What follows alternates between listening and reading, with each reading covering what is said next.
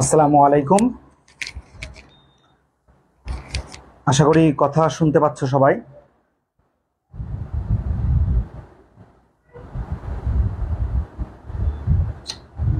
কি শুরু করছে? আমার কাছে একটা ফোন থাকাতে একটু আসতে তুলনামূলক লেট হলো। এমনিতে সব ঠিক আছে আল্লাহর রহমতে।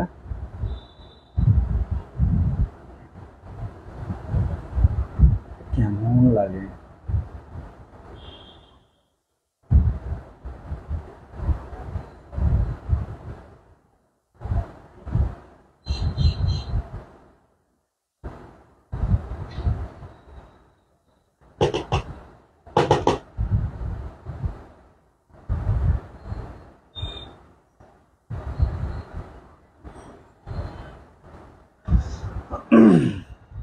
তোমরা যারা অলরেডি ক্লাসে আসছো, তাসিরকে দেখতেছি। যেহেতু আজকে অনেকে চিনবে না, তো একটু যদি তোমাদের সম্ভব হয়, তোমাদের নিজস্ব আইডি হলে আমি বলবো ক্লাসটা একটু শেয়ার দাও তোমরা। যদি তোমাদের নিজস্ব আইডি হয় এবং তোমাদের সম্ভব হয়, তাহলে ক্লাসটা ওই যে ওখানে শেয়ার অপশন আছে, শেয়ারের ওখানে যে ক্লাসটা একটু শেয়ার করো। শেয়ার করলে যারা এখন আসতে পারে নাই তারা চলে আসতে পারবে এবং আমাদের জন্য কিছুটা ভালো হবে। সাউন্ড সবগুলো শুনতে পাচ্ছ কিনা একটু জানিও তোমরা। সাউন্ড নিয়ে কোনো প্রবলেম থাকলেও বলতে পারো। তাসির একটু কমেন্ট করিও তো সাউন্ড শুনতে পাচ্ছ কিনা।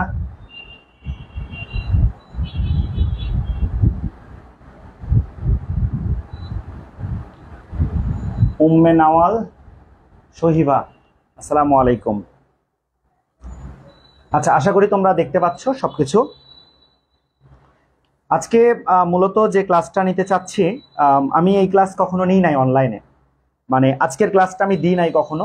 কিন্তু তোমরা এসএসসি 25 আপাতত আমাদের যেহেতু কারিকুলাম চেঞ্জ হয়েছে, তোমরাই শেষ ব্যাচ, এই জন্য আমি একদম বেসিক ক্লাস যাকে বলে, যেভাবে বায়োলজি পড়বা সেই ক্লাসটাই আজকে নিব।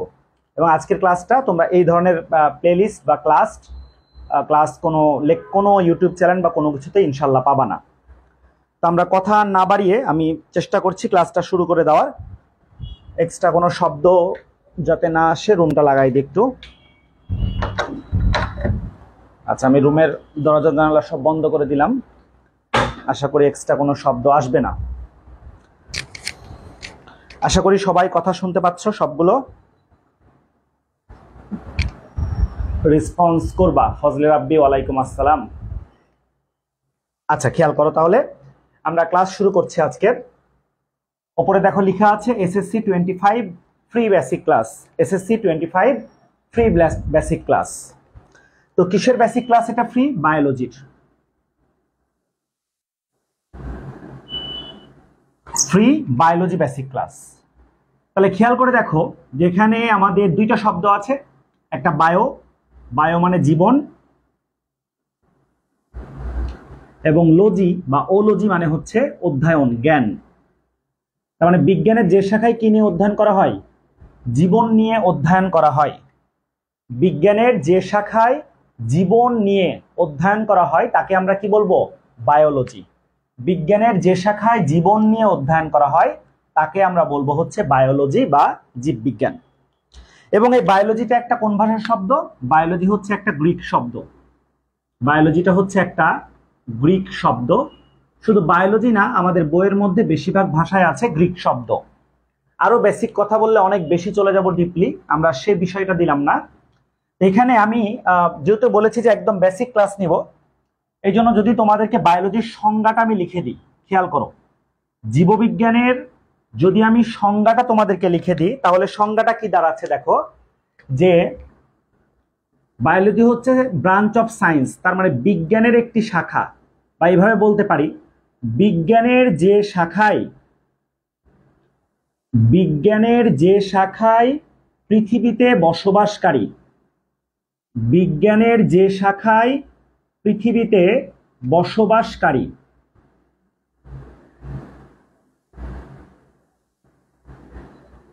অতি ক্ষুদ্র থেকে, পয়েন্টগুলো একটু মনে রাখবা, বিজ্ঞানের যে শাখায় পৃথিবীতে বসবাসকারী অতি ক্ষুদ্র থেকে বৃহত্তর বা বৃহত্তম জীব, শুধু জীব নিয়ে আলোচনা করে তা না, জীব এবং তাদের জৈবনিক কার্যাবলী নিয়ে, এবং তাদের জৈবনিক কার্যাবলী নিয়ে আলোচনা করা হয়। জৈবনিক কার্যাবলী নিয়ে, আচ্ছা, জৈবনিক কার্যাবলী নিয়ে আলোচনা করা হয়।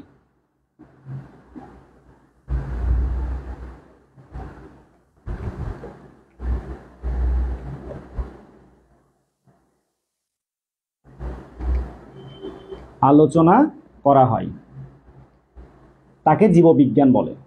দেখে এটা হচ্ছে একদম খুব ভালো সংজ্ঞা, একটা বেস্ট ধরনের একটা সংজ্ঞার কথা তুমি এটা দ্বারা বলতে পারো যে বিজ্ঞানের যে শাখায় পৃথিবীতে বসবাসকারী অতি ক্ষুদ্র থেকে বৃহত্তর জীব এবং তাদের জৈবনিক কার্যাবলী নিয়ে আলোচনা করা হয়। তাহলে খেয়াল করো, আমি কিন্তু বায়োলজি বইটা আজকে শুরু করছি, আজকে দ্বিতীয় অধ্যায় ইচ্ছা আছে কিছুটা পড়াবো, তবে মূল কথাটা দেখো। তাহলে বায়োলজি হচ্ছে বিজ্ঞানের একটা শাখা, অটোমেটিক আমরা বুঝতে পারছি পৃথিবীতে বসবাসকারী মানে পৃথিবীতে যত কিছু আছে যারা বাস করতেছে পৃথিবীতে, তাদের মধ্যে দেখো অতি ক্ষুদ্র। এখন কথা হচ্ছে একটা পয়েন্ট আমরা পেলাম অতি ক্ষুদ্র, আমাদের বইয়ের মধ্যে, আমাদের বায়োলজি বইয়ের মধ্যে অতি ক্ষুদ্র যদি আমরা একটা দুইটার উদাহরণ দিতে চাই, দেখো যেমন অতি ক্ষুদ্র একটা জীব, তার নাম কি হতে পারে? Plasmodium. Plasmodium vivax, plasmodium vivax. তাহলে এই প্লাজমোডিয়াম ভাইভ্যাক্স নিয়েও কিন্তু আমরা কি করছি? আলোচনা করছি, প্লাজমোডিয়াম ভাইভ্যাক্স। তাহলে বিজ্ঞানের যে শাখায় পৃথিবীতে বসবাসকারী অতি ক্ষুদ্র থেকে বৃহত্তম জীব, তাহলে অতি ক্ষুদ্রের একটা উদাহরণ দিলাম প্লাজমোডিয়াম ভাইভ্যাক্স। এটা কি স্যার? এটা হচ্ছে ম্যালেরিয়া, ম্যালেরিয়া রোগের জীবাণু। ম্যালেরিয়া রোগটা যে জীবাণু সৃষ্টি করে তার নাম হচ্ছে প্লাজমোডিয়াম ভাইভ্যাক্স। ম্যালেরিয়া কাদের হয়? আমাদের হয়। তা আমাদের যে জ্বরটা হয় এর নাম হচ্ছে ম্যালেরিয়া জ্বর। জ্বরটা ঘটায় কে? অ্যানোফ্লিস জাতীয় স্ত্রী মশকি। তো স্ত্রী মশকি কি আমাদের দেহে দিয়ে জ্বরটা ঘটায়? তার নামই হচ্ছে প্লাজমোডিয়াম ভাইভ্যাক্স। তার মানে আমাদের জ্বর হওয়ার জন্য এখানে তিনজন দায়ী, তিনটা জিনিস লাগবে। এক নাম্বার মশা লাগবে, সেই মশা কিন্তু পুরুষ মশা নয়, মনে রাখবা। পুরুষ মশা মানুষের রক্ত খায় না, তাহলে রক্ত খায় কারা? মেয়েরা। ওটা মেয়েরা না, মেয়ে মশা। তাহলে পুরুষ মশা মানুষের রক্ত খায় না, তারা বিভিন্ন পচা জিনিস বা গাছের পাতার রস এগুলো খেয়ে বেঁচে থাকে। আর মেয়ে মশা কামড়ায়। তো কেন কামড়ায়? কারণ তার প্রজননের জন্য, যেহেতু সন্তানটা বা ধরো যে স্পোরোফাইট গুলো তৈরি হবে, সেগুলো তো স্পোরোফাইট বলবো না, তো উদ্ভিদ হলে ফাইট বলবা, প্রাণী হলে জয়েট বলবা। তো যে স্পোরোজয়েট গুলো তৈরি হবে সেগুলো কিন্তু আসলে মূলত স্ত্রী দেহের লালা গ্রন্থিতে থাকবে। তো ওই বিষয়গুলো ঘটানোর জন্য তার দেহে তাপ দরকার, এবং সেই তাপটা তারা আমাদের দেহে কাম দিয়ে রক্ত থেকে নিয়ে থাকে। তো যাই হোক, একটা আমরা বুঝলাম যে অতি ক্ষুদ্র। এবার আসো বৃহত্তম। বৃহত্তম তো অনেক কিছু আছে, যেমন স্থলভাগের সবচেয়ে বৃহত্তম হচ্ছে নীলতিমি, তবে নীলতিমির পড়া আমাদের বইয়ের মধ্যে নাই। তাহলে সেই হিসাবে বৃহত্তম কারা? আমরা নিজেরাই বৃহত্তম, হোমো সেপিয়েন্স। তাহলে এই হোমো সেপিয়েন্স নিয়েও কিন্তু আলোচনা করা হচ্ছে। এখন দেখো দুইটা পয়েন্ট বললাম যে অতি ক্ষুদ্র থেকে বৃহত্তম জীব, তাহলে আমরা প্রত্যেকে জীব, এবং তাদের জৈবনিক কার্যাবলী। এই লাইনটা হচ্ছে বায়োলজি বইয়ের সবচেয়ে মেইন কথা, এবং তাদের জৈবনিক কার্যাবলী নিয়ে আলোচনা করা হয়। দেখো একটা জীব বেঁচে থাকার জন্য তার দেহে সংঘটিত যাবতীয় কার্যাবলীকে আমরা কি বলবো? জৈবনিক কার্যাবলী। কোন জীব বেঁচে থাকার জন্য তার দেহে সংঘটিত যাবতীয় কার্যাবলীকে আমরা কি বলবো? জৈবনিক কার্যাবলী। এক কথায় জীবন ধারণের জন্য যে সকল কার্যাবলী, তারাই হচ্ছে জৈবনিক কার্যাবলী। তাহলে দেখো জৈবনিক কার্যাবলীর মধ্যে কি হয়? যা ছাড়া আমরা বাঁচতে পারবো না, তার নাম অক্সিজেন, এবং অক্সিজেন গ্রহণ এবং কার্বন ডাই অক্সাইড ত্যাগ যে প্রক্রিয়ার মধ্যে হয় তার নাম হচ্ছে রেসপিরেশন। রেসপিরেশন। আবার দেখো আমরা বেঁচে থাকার জন্য আমাদের খাদ্য গ্রহণ করতে হয়, যদিও আমরা মানুষ নিজের খাবার নিজেরা তৈরি করতে পারি না, আমরা খাদ্যের জন্য উদ্ভিদের উপর নির্ভরশীল। তাহলে এই যে উদ্ভিদ যে প্রক্রিয়ায় খাদ্য তৈরি করে সেটাও কিন্তু একটা জৈবনিক প্রক্রিয়া। এই প্রক্রিয়ার নাম কি? দেখো এটার নাম হচ্ছে ফটোসিনথিসিস। ফটোসিনথেসিস। তো এই বিষয়গুলোই হচ্ছে এক একটা কি জৈবনিক কার্যাবলী। এই প্রত্যেকটা বিষয় হচ্ছে এক একটা জৈবনিক কার্যাবলী। এছাড়াও আমরা ধরো আরো কিছু বলতে পারি, যেমন আমি মুখে মুখেই বলছি, দেখো যে তোমাদের রেসপিরেশন, ফটোসিনথেসিস 4 নাম্বার অধ্যায়ে আছে। 3 নাম্বার অধ্যায়ে যাও, অধ্যায়টার নাম কি? সেল ডিভিশন, কোষ বিভাজন। এটাও একটা প্রক্রিয়া। তারপরে যাও তোমরা 5 নাম্বারে যাও, দেখো ডাইজেশন। এই যে আমরা খাবারগুলো খাই সেগুলো কিন্তু পরিপাক করতে হয়, ডাইজেশন। তাহলে এটা একটা জৈবনিক কার্যাবলী। তুমি 6 নাম্বার অধ্যায়ে যাও, দেখো ব্লাড সার্কুলেশন। ব্লাড সার্কুলেশন, রক্ত প্রবাহ হচ্ছে, রক্ত সংবহন তন্ত্র। বুঝতে পারছো কিনা? এরপরে আসো 7ম অধ্যায়ে যাও, ওটাও তো শ্বসন, তার মানে রেসপিরেশনের অধ্যায়। 8ম অধ্যায়ের নাম কি বলো? হিউম্যান এক্সক্রিয়েশন বা এক্সক্রিয়েটরি সিস্টেম, তার মানে রেচন প্রক্রিয়া বা মানব রেচন। 9ম অধ্যায়ের নাম কি বলো? চলন এবং অঙ্গ সঞ্চালনা। এটা হচ্ছে ইন্টারে তোমাদের ক্ষেত্রে দৃঢ়তা প্রদান এবং চলন, দৃঢ়তা প্রদান এবং চলন। এরপরে আসো 10ম অধ্যায়ের নাম কি বলো? সমন্বয়। তার বায়োলজিক্যাল নেমটা কি? কোঅর্ডিনেশন। আমি কেন এতগুলো শব্দ বলছি মনে রাখবা, প্রথম যে বিষয়টা তোমাদেরকে বোঝাচ্ছি যে বায়োলজির মধ্যে কোনো শব্দের শেষে, বায়োলজির মধ্যে কোনো শব্দের শেষে আমরা যদি শন, TION, শন, অথবা SIS, সিস, এই দুইটা শব্দ পাই, তাহলে বুঝবা যে এটার মাধ্যমে আমাকে বোঝাচ্ছে কি? প্রক্রিয়া। তাহলে এগুলো আমরা যখন সংজ্ঞা আকারে লিখব, তখন আমরা লিখব যে প্রক্রিয়ায়, অথবা যে জৈব রাসায়নিক প্রক্রিয়ায়, অথবা যে শারীরবৃত্তীয় প্রক্রিয়ায়। অবশ্যই তোমাকে প্রক্রিয়া শব্দটা লিখতে হবে। তার মানে আমার শব্দের মধ্যে সিস, SIS, সিস অথবা শন থাকলেই আমি বুঝে নিব এটা হচ্ছে একটা প্রক্রিয়া। আশা করি তোমরা বুঝতে পেরেছো যে বায়োলজির সংজ্ঞাটা এত সুন্দর কেন। কারণ আমাদের পুরো বইয়ের মধ্যে, যেমন আমাদের সবচেয়ে একটু মজাদার অধ্যায়, একটু লজ্জাজনক অধ্যায়, যেটাই বলি, রিপ্রোডাকশন, প্রজনন। রিপ্রোডাকশন, রি মানে পুনরায়, প্রোডাকশন আবার উৎপন্ন। তার মানে আমি আমার বাবা থেকে উৎপন্ন হয়েছে, এখন আমার থেকে কিছু উৎপন্ন হবে, রিপ্রোডাকশন। তো দেখো এটা শেষেও কিন্তু কি আছে? TION, শন। প্রত্যেকটাই হচ্ছে এক একটা প্রক্রিয়া। আশা করি তোমরা শব্দটা বুঝতে পেরেছো। তো এই যে একটা শব্দ আমি এমনি এমনি পাচ্ছি না, কিন্তু আমি তাকে ভেঙে ভেঙে অর্থ তৈরি করতে পারছি। যে স্টুডেন্ট এই কাজটা যত বেশি পরিমাণে করতে পারবা, তার বায়োলজি তত কম মুখস্থ করতে হবে। বায়োলজি বই কি স্যার মুখস্থ বিদ্যা? না, বায়োলজি মুখস্থ বিদ্যা নয়। দেখো আমি যখন প্রথম জীবনে ফিজিক্স নাম শুনেছি সেটাও মুখস্থ, এখন পড়তে পড়তে মনে হয় না। আমার নাম যেটা, মানে আমাদের নাম যেটা হোমো সেপিয়েন্স, এটাও মুখস্থ করেছে, এখন পড়তে পড়তে ইজি হয়ে গেছে। তো বায়োলজির মধ্যে যেহেতু কোনো বাংলা বা ইংরেজি শব্দ নাই, বায়োলজির মধ্যে বাংলা বা ইংরেজি শব্দ নাই, আমরা যেগুলো বাংলা বা ইংলিশে কোনো কিছু পড়ি সেগুলো ট্রান্সলেটকৃত শব্দ, মানে এই শব্দগুলো বাংলা থেকে উৎপন্ন হয় নাই। যেহেতু আমরা গ্রিক, ল্যাটিন, স্প্যানিশ, ইতালীয় এই শব্দগুলো আমরা কেউ পারি না, এই জন্য ওই সংজ্ঞার শব্দটা আমাদের কাছে কঠিন মনে হয়। এছাড়া বায়োলজির মধ্যে মুখস্থ বিদ্যার পরিমাণ খুবই খুবই খুবই কম, 15 থেকে 20%। বাকি প্রতিটা পার্ট বায়োলজি বুঝে পড়া যায়, এবং পড়া যায় এটার প্রমাণই আমি তোমাদেরকে দিব। শুধু মুখে বললাম যে বায়োলজি মানে বুঝে পড়া যায় এটা না, আমরা প্রত্যেকটা পার্ট প্রমাণ করে পড়বো। এবং তোমরা আজকের ক্লাসে শিখবা যে বায়োলজিটাকে আমরা কিভাবে পড়বো, আমি তোমাদেরকে কোন প্যাটার্নে পড়াবো। আমি তোমাদের কোর্সটা হাতে নিয়েছি কয় মাসের বলেছিলাম মনে আছে? 6.5 মাস। 6.5 মাস পড়াবো আমি তোমাদেরকে। এবং বায়োলজিতে ইনশাল্লাহ যারা পড়বা আমি তাদের লিস্ট দিয়ে দিব যে এই স্টুডেন্টগুলো আমার কাছে পড়ছে। আমি ফাইনালে প্রত্যেককে রেজাল্ট 90+ নাম্বার দেখতে চাই। এটা আমি যদি এফোর্ট দিই এবং তোমরা যদি আমার কথার সাথে শুধু কাজগুলো করো, ইনশাল্লাহ এটা আমরা প্রত্যেকে পারবো। তোমরা মনে মনে ইনশাল্লাহ বলে নিবা। যাই হোক, তাহলে এই হচ্ছে আমাদের সংজ্ঞা এবং আমরা কিছু কথা এখানে বললাম। এবার আসো যে স্যার বায়োলজি কেন পড়বো। হ্যাঁ, আমি একটু তোমাদের মানে তোমরা মন থেকে যে প্রশ্নগুলো করতে চাও বা করা উচিত সেগুলো আমি তোমাদেরকে তোমাদের প্রশ্নগুলোর উত্তর করে দিচ্ছি। মানে আমি নিজেই তোমাদের হয়ে প্রশ্ন করছি, পাশাপাশি আবার প্রশ্নগুলোর অ্যান্সার বলে দেওয়ার চেষ্টা করছি। দেখো প্রথম তুমি আমাকে একটা প্রশ্ন করতে পারো যে স্যার বায়োলজি কেন পড়বো, বায়োলজিটা আমি কেন পড়বো।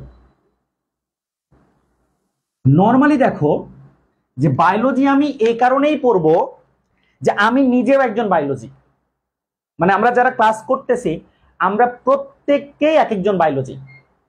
তাহলে আমার দেহে রোগ হয়, আমার দেহে আমার ক্ষুধা লাগে, আমার এইটা লাগে সেইটা লাগে। আমরা খাদ্যের জন্য বায়োলজির উপরে নির্ভরশীল, তার মানে গাছগুলো বায়োলজির অংশ।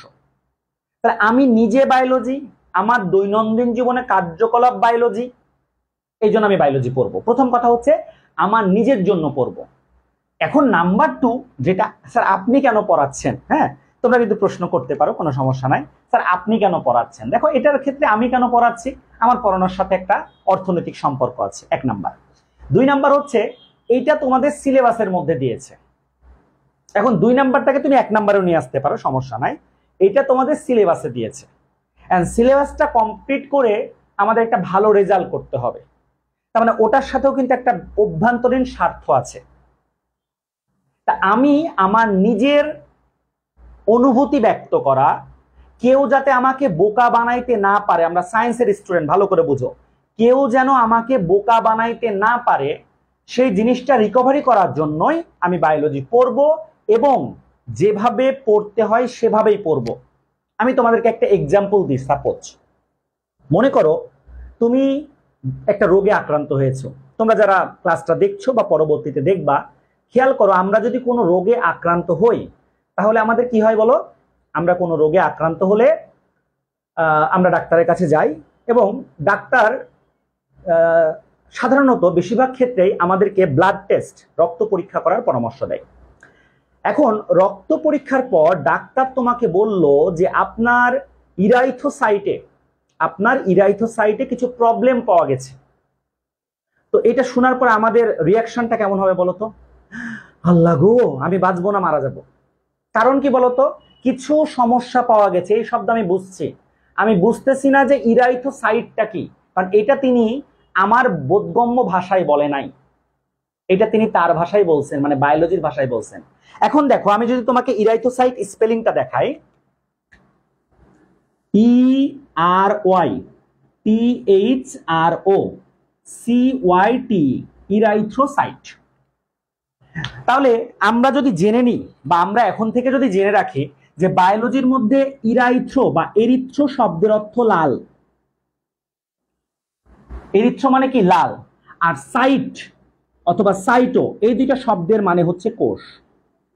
তাহলে এবার তুমি নর্মালি চিন্তা করো যে স্যার আমার দেহে, তোমার দেহে লাল কোষ কোনটা আছে?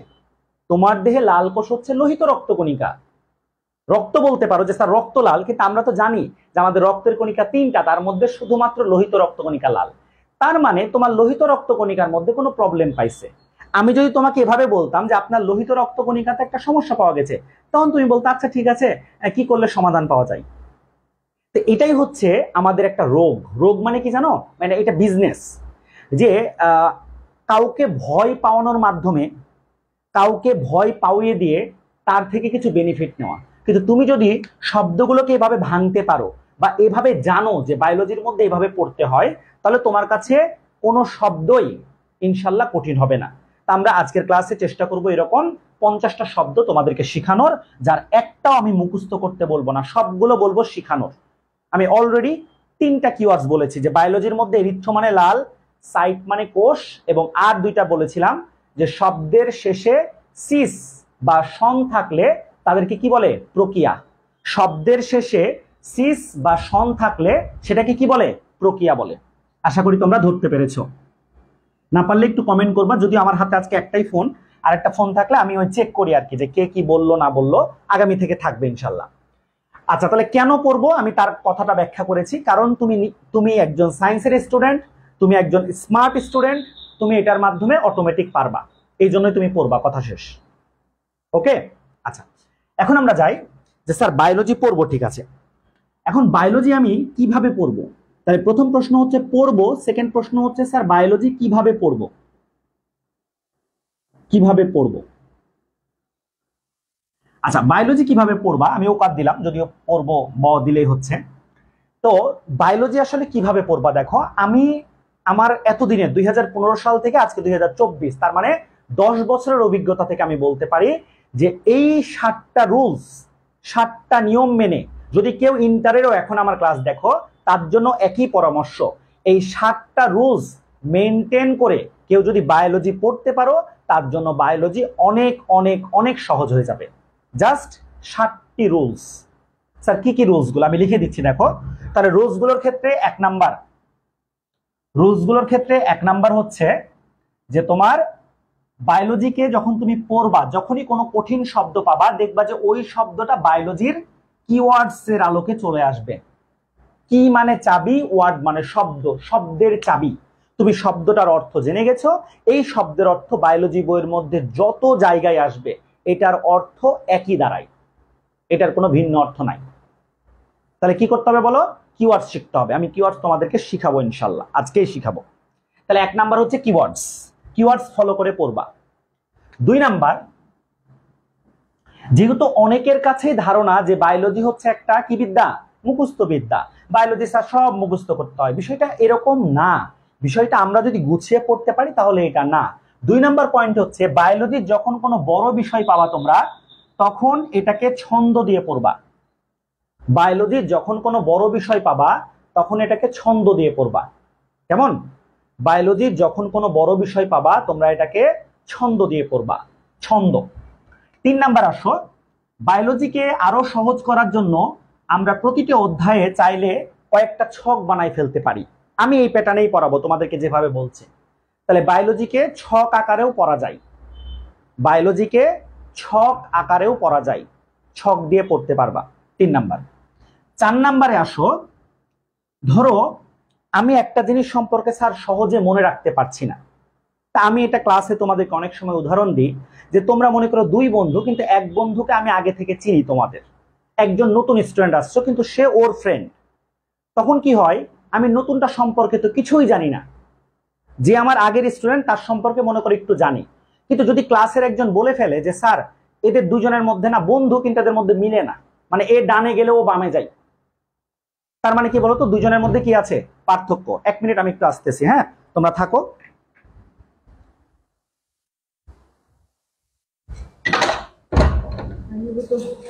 আমি অনলাইনে ক্লাস নিচ্ছি না, রাখো।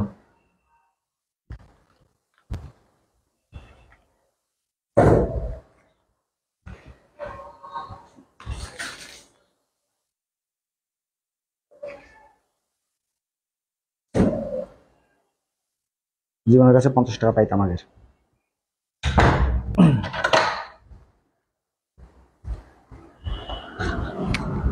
আচ্ছা, ওই আমি পানি কিনে খাই তো, পানি আসছিল, যাই হোক সরি।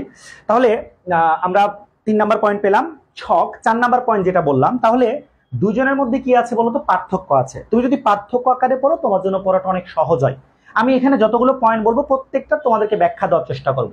তাহলে পার্থক্যের মধ্যে 4 নাম্বার পয়েন্ট আমি লিখে ফেলি, পার্থক্য। যেমন দেখো, যে কোনো কিছু যদি আমি পার্থক্য আকারে পড়াই, যে কোনো কিছু, তাহলে তোমরা ক্লাসের মধ্যে 2 থেকে 4 মিনিটের মধ্যে ওই পড়াটা কভার দিতে পারবা। আমি আজকে তোমাদেরকে যা বলবো প্রত্যেকটার ব্যাখ্যা দিব। ব্যাখ্যা মানে আমি ক্লাসে বুঝাই দিব যে হ্যাঁ তোমরা পারতেছো, একটা পয়েন্ট দিয়ে হলে উদাহরণ দিয়ে বুঝাবো। তাহলে 4 নাম্বার হচ্ছে পার্থক্য।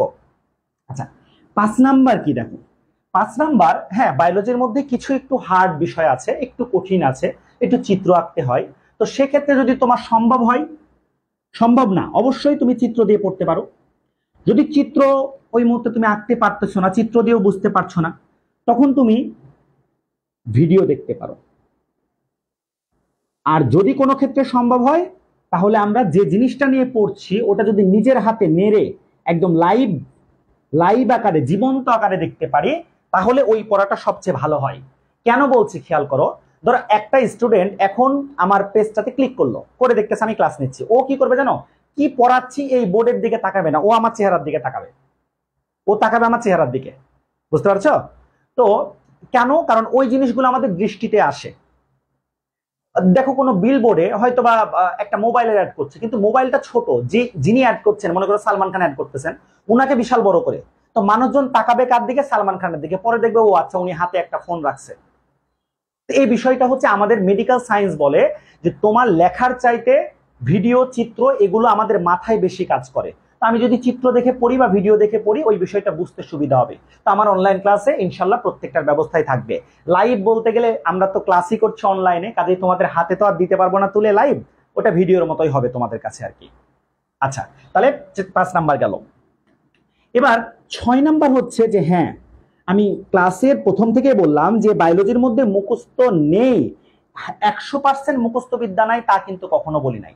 কারণ দেখো, আমি যেই প্যাটার্নগুলোতে পড়াবো বা আমি যে তোমাদেরকে কিওয়ার্ড শিখাবো, এই কিওয়ার্ডস গুলো কিন্তু তোমাকে মনে রাখতে হবে। তার মানে এখানে মুখস্থর বিষয় আছে। তো এসএসসির বায়োলজি বইয়ে মুখস্থ বিদ্যা সর্বোচ্চ 20%। তাহলে 80 মার্ক কিন্তু তোমাকে আমি বুঝাই দিব, 20% পড়া তুমি আমাকে মুখস্থ দিবা। তাহলে বায়োলজির মধ্যে মুখস্থ আছে, তবে পরিমাণটা খুবই কম, পরিমাণটা খুবই কম। ওই যে যেমন বললাম হোমোসেপিয়েন্স, এটা একটা মুখস্থ বিদ্যা। একটু আগে ম্যালেরিয়ার জীবাণু লিখলাম, প্লাজমোডিয়াম ভাইভ্যাক্স, এটা একটা মুখস্থ বিদ্যা। ঠিক আছে, তার মানে আছে, তবে পরিমাণটা তুলনামূলক কম। আচ্ছা, এরপরে লাস্ট যে পয়েন্টটা 7 নাম্বার, খুব গুরুত্বপূর্ণ বিষয় মনে রাখবা। ধরো আমার ক্লাস তোমাদের খুব ভালো লাগে সাপোজ, কিন্তু যারা ক্লাস 9-এ আমাকে চিন্তা না বা আমার ক্লাস পাও নাই, এখন তোমরা ক্লাস 10-এ, তারা 9-এ বেশ কিছু অধ্যায় পড়েছো, মনে করো কোষ বিভাজন পড়েছো বা এদিকে হৃৎপিণ্ড হার্ট পড়েছো। তুমি হার্ট পড়ে হার্টের মধ্যে রক্ত কিভাবে প্রবেশ করে, কিভাবে বের হয়, কিভাবে সারা দেহে ছড়িয়ে পড়ে, তুমি সিস্টেমটা চমৎকার ভাবে জানো। এখন তুমি আমার ক্লাস করতে যে দেখলা যে আমি ওই সিস্টেমে না বলে ভিন্নভাবে বলছি, ওই ক্ষেত্রে তোমার আদর্শ মানুষ হিসেবে করণীয় হচ্ছে আমার পড়াটাকে বর্জন করা। কারণ কি জানো, তুমি ওই পড়াটা তোমার মতো করেই, তোমার মতো করে গুছিয়ে তুমি আগে থেকেই পারো এবং তুমি সঠিকটা জানো। তাহলে প্রত্যেকটা পড়ার মধ্যে তোমার একটা নিজস্বতা রাখবা। নিজস্বতা কেমন জানো? যেমন ধর আমি ক্লাস নিই, আমি এই প্যাটার্নে বায়োলজি পড়াই, এটা হচ্ছে আমার ছন্দ, আমার নিজস্ব তৈরি করা ছন্দ, মানে আমার নিজস্বতা। ঠিক তেমন তুমি যখন কোনো পড়া পড়বা, ধরো একটা লেখা আমি বললাম যে তোমরা সবাই এভাবে অ্যান্সার করবা। এখন চিন্তা করো, সবাই যদি একইভাবে অ্যান্সার করি, তাহলে পরীক্ষার খাতায় যদি সবাইকে 3 দেয়, তুমি কিন্তু 4 পাবা না। এখন ওই লেখাগুলোকেই হয়তোবা একটু কাটছাট করে তুমি আরেকটু সুন্দরভাবে উপস্থাপন করতে পারো, তখন অন্যরা 3 পেলে কিন্তু তুমি 4 পাবা। তো এই বিষয়টা মনে রাখবা যে নাম্বার ওই 90-এর পরে 95, 98, 100-তে 100 পাওয়ার জন্য তোমাকে বেশ কিছু কাজ করতে হবে, যেটা হচ্ছে নিজস্বতা। এই নিজস্বতাতে অন্য কেউ ইন্টারফেয়ার করবে না। আমি একদম বাস্তবিকভাবে বলি যে আমাদের শহরের অনেক স্টুডেন্ট আছে, অনেক মেধাবী স্টুডেন্ট আছে, যারা এসএসসির সাথে ইন্টারের যে অধ্যায়গুলোর মিল আছে বা অ্যাটলিস্ট যে পয়েন্টটা এসএসসিতেও আছে ইন্টারেও আছে, ওরা চেষ্টা করে ওই পয়েন্টটা ইন্টারের বই থেকে পড়ে ফেলার। তার মানে ওই জিনিসটা যে ও একটু বাড়তি পড়ছে, তোমাদের চাইতে একটু বেশি জানছে, ওটা ওর কি বলো নিজস্বতা। ও কেন নিজস্বতা আনতে যাচ্ছে? কারণ ওর 100-তে 100 লাগবে। এখন তোমরা সিদ্ধান্ত নাও যে তোমরা এই রুলস গুলো মেনে চলতে পারবা কিনা। মেনে চলতে পারলে কিন্তু স্বাগতম, এবং তোমরা অবশ্যই অবশ্যই ভালো করতে পারবা। তাহলে এই হলো আমার প্যাটার্ন, যে আমি বায়োলজি স্যার আপনি কিভাবে পড়ান বা তোমরা কিভাবে পড়বা। দেখো কিভাবে পড়বো এটারই ব্যাখ্যা দিয়েছি। এগুলো কিভাবে পড়বো, এভাবে পড়বা, এইভাবে প্রত্যেকটা অধ্যায় নোট করবা। আমি কথা দিচ্ছি বায়োলজির মধ্যে একটা সিঙ্গেল ওয়ার্ড কারো গ্যাপ থাকবে না। অলরেডি যারা ক্লাস করছে অনেকে আমাকে চিনো, যারা পরবর্তীতে দেখবে তারা এটা চিন্তা করতে পারে যে উনি কে, মানে অনেকে তো চিনবে না, বাস্তবিক বাংলাদেশের সবাই সবাইকে চিনে না। তো সে জায়গা থেকেও যারা ক্লাস করছে তারা তো জানো যে আমি এই বইটা নিয়ে কিভাবে কাজ করি। তা আমার আসলে লাইন বা পৃষ্ঠাগুলো হুবহু প্রায় মনে আছে, সেই হিসাব অনুযায়ী বললাম যে কোনো কিছুই মিস্টেক করব না। তবে অবশ্যই তোমাদের উপরে চাপ প্রয়োগ করে না, তোমাদেরকে বুঝাই দিব যে এই লাইনটা এখান থেকে আসলো, এটার সাথে ওই শব্দের মিল আছে, তখন তোমার কাছে মনে হবে না পড়াটা আসলে এতটা বড় না। তো আসো, আমি তোমাদেরকে যে ব্যাখ্যাগুলো এখানে দিলাম, সেই ব্যাখ্যাগুলোর বা সেই পয়েন্টগুলোর আমরা এখন ব্যাখ্যা দিব। তার আগে আরেকটা প্রশ্ন করে ফেলি তোমাদেরকে, যে কেন পড়বো করলা, কিভাবে পড়বো। এখন তোমরা একটা প্রশ্ন করতে পারো যে স্যার কতক্ষণ পড়বো, কতক্ষণ পড়বো, এর একটা প্রশ্ন করতে পারো যে স্যার আমরা কতক্ষণ পড়বো। এখন দেখো যে কতক্ষণ পড়বা এই বিষয়টা এই বিষয়টা হচ্ছে ডিপেন্ড করে। আমার কথাগুলো একদম বাস্তবিক কথা, আমি ভনিতা এগুলো করার দরকার নাই। আমাদের সমাজে আমি থেকে শুরু করে অনেকজনই আমরা আছি যারা আমরা ধরো একটু মধ্যম স্টুডেন্ট বা একটু ব্যাক বেঞ্চার বলা হয় যাদেরকে, যে স্যার ও তো ফার্স্ট, জানেন ও স্যার বাসায় 12 ঘন্টা 13 ঘন্টা পড়ে। হ্যাঁ, তোমরা কিন্তু অনেকেই কথাগুলো বলো, মিলাই নাও। তো স্যার আমি যদি 12-13 ঘন্টা পড়তাম ওর চাইতে ভালো রেজাল্ট করতাম। আমি একদম লিখিত দিচ্ছি, সত্যি কথা, তুমি ওর চাইতে ভালো রেজাল্ট করতাম।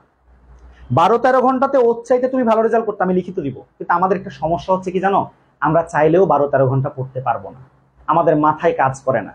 যারা ক্লাসটা ইতিমধ্যে দেখতেছে একবার খেয়াল করো যে আমরা যখন একটু মনোযোগ দিয়ে পড়ি, আধা ঘন্টা 1 ঘন্টা পড়ার পর মনে করি ও আল্লাহ জীবন মানে পৃথিবী উদ্ধার করে ফেলছে, আপাতত 1 সপ্তাহ না পড়লেও চলবে। মানে আমরা কিন্তু ফিলিংটা এরকম কাজ করে ভেতর থেকে। তো এই জন্য আমরা বেশিক্ষণ পড়তে পারি না। তো দেখো কতক্ষণ পড়বা সেটা নির্ভর করতেছে তোমার কতটুকু চাহিদা আছে। তুমি যদি নিজের প্রতি একটা লোভ রাখো, মনে করো রাফি স্যার 2য় অধ্যায় শেষ করলো, একটা অনলাইনেই তিনি এমসিকিউ পরীক্ষা নিচ্ছেন এবং তিনি বলেছেন যে ফার্স্ট হবে তাকে 100 টাকা দেওয়া হবে, সাপোজ 100 টাকা দেওয়া হবে, বা এই রাফি স্যারের এই নোটটা দেওয়া হবে তাকে, তোমার ওটার প্রতি লোভ কাজ করলো, তুমি অনেকক্ষণ পড়তে পারবা। কিন্তু তোমার আগে থেকে চিন্তা করছো, আচ্ছা আমি ভর্তি হয়েছি, আমার ওই ক্লাসের ফার্স্ট বইয়ে তো রাফি স্যারের কোর্সে ভর্তি হয়েছে, ওকে তো আমি হারাইতে পারবো না, তুমি আগেই বাদ পড়ে গেছো। আমি বাস্তবিক অনুযায়ী কথা বলতেছি, কারণ ও আমার যে লেকচার শুনবে তুমিও একই লেকচার শুনবা, তোমারও বুদ্ধি আছে। ফুটবল খেলায় ব্রাজিল কয়টা গোল করলো, আর্জেন্টিনা কয়টা গোল করলো, আজকে আফগানিস্তান কিভাবে ফাইনালে চলে গেল নাকি নিজের দেশে চলে আসলো, এই বিষয়গুলো কিন্তু আমরা জানি। তো ও মনে রাখছে, তুমিও মনে রাখছো, তার মানে আমাদের আল্লাহর সাথে কোনো শত্রুতা নাই যে আমার মেধা কম দিছে ওর মেধা বেশি দিছে। এই জন্য তোমরা যতক্ষণ ভালো লাগে পড়বা, তবে হ্যাঁ পড়ার জন্য দরকার নিরিবিলি পরিবেশ। তো বাসায় আম্মুকে বলে নিবা যে আম্মু আমি 1 ঘন্টা পড়বো, এই 1 ঘন্টা আমার রুমে কাউকে পাঠাবো না, আমি একটু পড়বো মনোযোগ দিয়ে। বিশ্বাস করো বায়োলজি যদি তুমি ধরো আমি সপ্তাহে 2টা বা 3টা করে ক্লাস নিব, তাহলে আমি 3 দিন যদি নিই তাহলে বাকি আরো 4 দিন থাকতেছে, 4 দিনের মধ্যে 1 দিন বাদ দাও, বাকি 3 দিন যদি তুমি এর পাশাপাশি আর 1 ঘন্টা করে পড়তে পারো, আর 1 ঘন্টা জাস্ট, তোমার বায়োলজিতে 100তে 100 থাকবে। অন্য সাবজেক্টগুলো ওটা অন্যদের বিষয়, আমি বলতে পারবো তবে অন্যদের বিষয় ওটা। আশা করি বুঝতে পেরেছো। তো এগুলো তোমাদের একটা প্রশ্ন থাকে যে স্যার কেন পড়বো, কিভাবে পড়বো, কতক্ষণ পড়বো, তা আমি সবগুলোর উত্তর তোমাদের জায়গা থেকে আমি বলে দিলাম। এখন আসো যে স্যার আপনি যে রুলস গুলো বললেন, আসেন এই রুলস গুলোর আমরা একটু বাস্তবিক প্রয়োগ দেখি। সবাই খুব অ্যাটেনশন দাও, এখন আমার রুলস গুলোর তোমরা এখন বাস্তবিক প্রয়োগ দেখবা। আমার যে রুলস গুলো, তোমরা রুলস গুলো আশা করি খাতায় লিখেছো, বা আমার তো মনে আছে, সমস্যা নাই, আমি এটাও মুছে ফেলতেছি। আমি একটা একটা করে তোমাদেরকে শিখাচ্ছি যে কিভাবে রুলস গুলো মনে রাখবা। আচ্ছা, তাহলে আমাদের 1 নম্বরে হচ্ছে কিওয়ার্ডস। আমি 1 নম্বরে কিওয়ার্ডস না দিয়ে, কিওয়ার্ডস যেহেতু একটু বড় পড়া আমি পড়াচ্ছি, আমরা ধরো 1 নম্বরে যদি একটা ছক দেখাই, একটা ছক, 1 নম্বরে কি দেখাচ্ছি বলো, একটা ছক, যে স্যার ছক করে পড়লে কেমন হয়। তো আমি এই ছকের সাথে তোমাদেরকে 2-1টা ছন্দ পড়াই দিব, ছক প্লাস ছন্দ। দেখো ছক এবং ছন্দ দিয়ে পড়লে বায়োলজিটা কতটা সহজ হয়, তোমরা এটা একটু ফোকাসিং করো যে স্যার আমি ছক এবং ছন্দ দিয়ে যদি পড়ি তাহলে আমার বায়োলজি কতটুকু সহজ হবে আমার জন্য। আমি মনে হয় এখন একটু ক্যামেরাটা নিচে নামাই দিই, আরেকটু নামাই দিই, তাহলে লিখতে পারবো শান্তি মতো। তোমরা বুঝতে পারছো কিনা আমাকে একটু জানাবা কিন্তু, কেমন, যে হ্যাঁ স্যার বুঝতে পারছি বা বুঝতে পারছি না, একটা বলবা আর কি। ওকে, তাহলে দেখো যে ছক এবং ছন্দ নিয়ে যখন আমরা কথা বলছি, তাহলে আমার প্রথম অধ্যায়টা বায়োলজির জীবন পাঠ, খুব সহজ অধ্যায়। যদি বলো স্যার আমাদের ব্যাচে কি অধ্যায় থেকে প্রশ্ন আসবে, প্রশ্ন আসবে, 1-2 মার্ক আসবে, কিন্তু একটা সিকিউ একদম হুবহু 10 মার্কের প্রশ্ন 99.99% আসবে না। ওই জন্য এই অধ্যায়টা আমি পরে পড়াবো। আপনি কি স্যার কোন অধ্যায় বাদ দিবেন না? আমি 14টা অধ্যায় খুব ভালো করে পড়াবো, তবে বলে দিব যে কোন কোন অধ্যায় থেকে পরীক্ষাতে প্রশ্ন আসবে। সেই পরীক্ষাতে প্রশ্ন আসার দরে এগিয়ে আছে আমাদের 2য় অধ্যায়, নাম কি বলো, জীবকোষ এবং টিস্যু। তাহলে এই অধ্যায়ের 2টা পার্ট, একটা হচ্ছে জীবকোষ আর একটা হচ্ছে টিস্যু।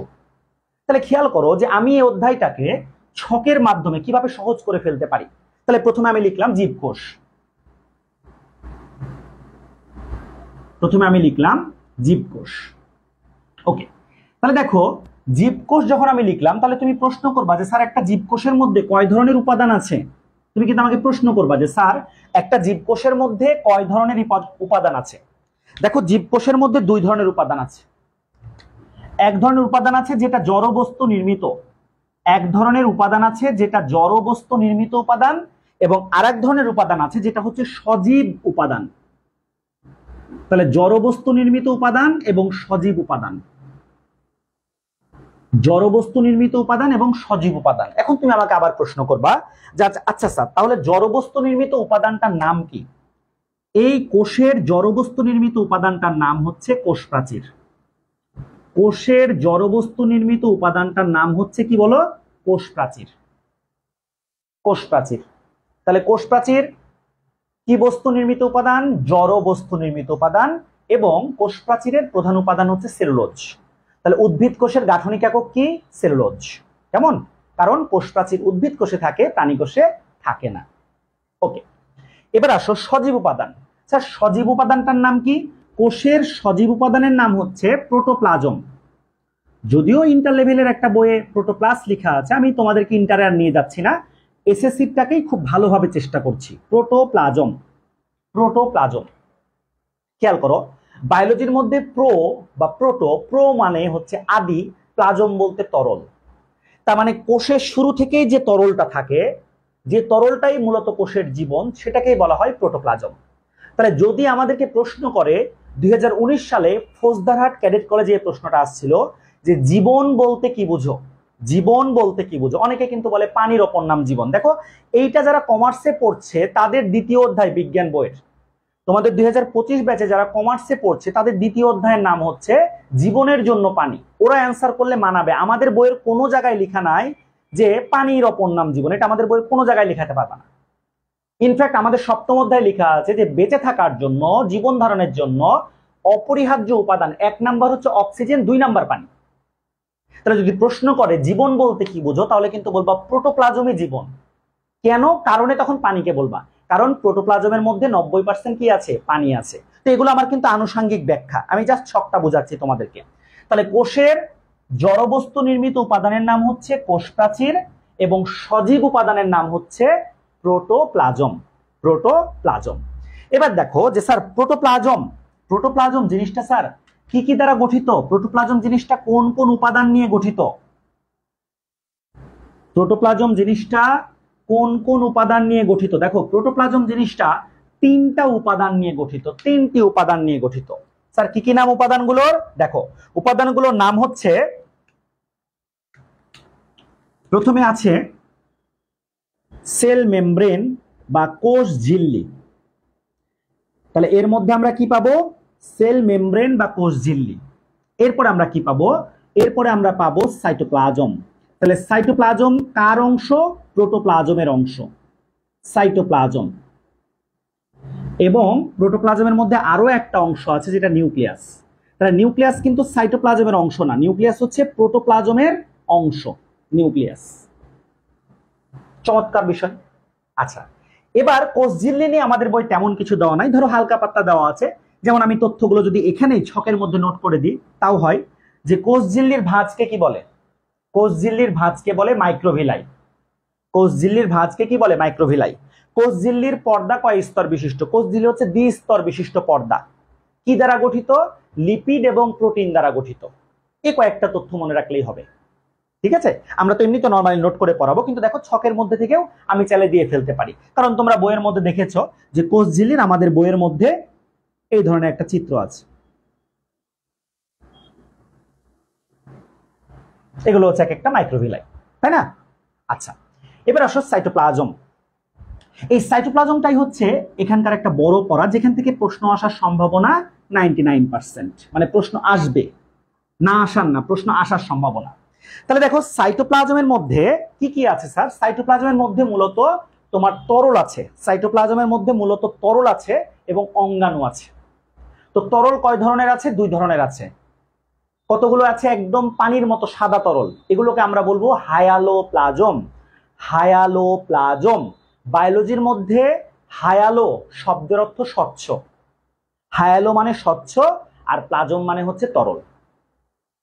আর যেগুলো একটু দানাদার সেগুলোকে আমরা সাইটোসল বলতে পারবো, সাইটোসল, দানা দানা অংশ আছে। তো ওইটা আমাদের বইয়ে সেভাবে দেওয়া নাই। তা আমরা চলে যাচ্ছি সাইটোপ্লাজমীয় অঙ্গাণু, যে সাইটোপ্লাজমের মধ্যে কয় ধরনের অঙ্গাণু আছে। সাইটোপ্লাজমের মধ্যে 2 ধরনের অঙ্গাণু আছে। কতগুলো অঙ্গাণু আছে যারা নিজেদেরকে ঝিল্লি দিয়ে আবৃত করে রাখে, এজন্য এদেরকে আমরা বলবো ঝিল্লিবদ্ধ বা ঝিল্লিযুক্ত অঙ্গাণু, ঝিল্লিবদ্ধ বা ঝিল্লিযুক্ত অঙ্গাণু। আর যাদের কোনো ঝিল্লি নাই, ভালো করে খেয়াল করো, আমার এই পাঞ্জাবিটা হচ্ছে ঝিল্লি, এই পাঞ্জাবিটা হচ্ছে কি আমার বাইরের ঝিল্লি, আর এটা হচ্ছে আমার ত্বকের ঝিল্লি। তো আমি যদি এভাবে খালি গায়ে ক্লাস নিতাম তাহলে তো আজকের এক ক্লাস আমি ভাইরাল। কিন্তু এখন যদি আমি দাবি করি যে এই যে আমি ত্বক, এই যে আমার ত্বক, আমি পোশাক পরে আছি, এটা হচ্ছে আমার দেহের ত্বক, কিন্তু পোশাকটা হচ্ছে বাহ্যিক একটা আবরণ। তার মানে এদের নিজস্ব একটা ত্বক থাকার বাইরেও একটা এক্সট্রা লেয়ার থাকবে, এই জন্য তারা ঝিল্লিবদ্ধ বা ঝিল্লিযুক্ত। আর যাদের নেই তাদেরকে আমরা কি বলবো বলো? ঝিল্লিবিহীন। তাহলে সাইটোপ্লাজম অঙ্গাণু 2 ধরনের হয়, কতগুলো হয় ঝিল্লিযুক্ত এবং কতগুলো হয় ঝিল্লিবিহীন সাইটোপ্লাজমীয় অঙ্গাণু। এখন কথা হচ্ছে যে স্যার ঝিল্লিযুক্ত সাইটোপ্লাজম অঙ্গাণু কয়টা? 6টা। এখন অনেকে আছি এমসিকিউতে প্রশ্ন আসলে এইগুলো আমরা মনে রাখতে পারি না বা ভুলে যাই। তাহলে দেখো ঝিল্লিযুক্ত সাইটোপ্লাজম অঙ্গাণু, তুমি নর্মালি চিন্তা করো যে তোমার মা এবং তোমার মায়ের ভাই মানে মামা, এই দুজনের মধ্যে নিজেকে একদম সারা দেহ ঢেকে রাখবে কে? মামা নাকি মা? মা। তাহলে মা হচ্ছে ঝিল্লিবিহীন নাকি ঝিল্লিযুক্ত? ঝিল্লিযুক্ত। তোমরা কিন্তু অনেক সময় কি হয় জানো, আমরা একটা ভুল বললেও তোমরা বলে হ্যাঁ হ্যাঁ sir, yes sir, yes sir, মানে মনোযোগ নাই। মা হচ্ছে ঝিল্লিযুক্ত, মামা হচ্ছে ঝিল্লিবিহীন। তাহলে সেটা দিয়ে আমরা ছন্দ দেখো যে মা এক পাগল, মা এক পাগল। তাহলে ঝিল্লিযুক্ত সাইটোপ্লাজমীয় অঙ্গাণু মনে রাখার ছন্দ কি? মা এক পাগল। ঝিল্লিযুক্ত সাইটোপ্লাজমীয় অঙ্গাণু মনে রাখার ছন্দ কি? মা এক পাগল। আর ঝিল্লিবিহীন সাইটোপ্লাজমীয় অঙ্গাণু মনে রাখবা যে ছন্দ দিয়ে, সেটা হচ্ছে প্রত্যেক। মানে আমি এটা গল্পের মতো করে বলতে পারছি। ধর একটা ছোট বাচ্চা তার মাকে বলতেছে যাও পলছল মানুষ, হ্যাঁ, মাকে কি ডাকতেছে? সে পল ডাকতেছে, পাগল ডাকতেছে। তাহলে মাকে পাগল ডাকা, ছোট বাচ্চা তো, মা তো আর মারতে পারতেছে না, কিন্তু মা ভয় দেখাচ্ছে, বলছে দাঁড়া আমার ভাই আসুক তোকে পিটাবে। ছোট বাচ্চা ভাবছে যে আমার মামা আমাকে মারবে, তো কোন মামা আসবে ও তো জানে না, ওর তো কয়েকটা মামা আছে। তখন সে কি বলছে দেখো, যে প্রত্যেক মামাই সেরা, সে মামা যাতে তাকে না মারে এই জন্য সে মজা করে কি বলতেছে? প্রত্যেক মামাই সেরা, মামা তোমরা তো অনেক জোস, আমাকে মারিও না। তাহলে আশা করি এই দুইটা ছন্দ মনে রাখা কোনো বিষয় নাই। তাহলে আমি বুঝাইছিলাম যে ছক এবং ছন্দ দিয়ে কিভাবে বায়োলজি সহজ হয়। এবার তোমরা একটু মিলিয়ে দেখো যে স্যার মা দিয়ে কি? ময়াকার দিয়ে হচ্ছে মাইটোকন্ড্রিয়া। ময়াকার দিয়ে কি বলো? মাইটোকন্ড্রিয়া।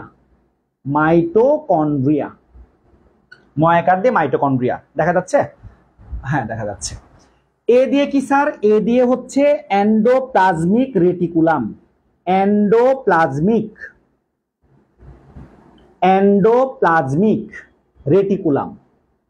দেখো এই যে শব্দগুলো দিয়েছে, আবারও বলছি এটা বাংলা শব্দ হলে এগুলো আমাদের কাছে আরো সহজ হইতো, কিন্তু এগুলো বাংলা শব্দ না।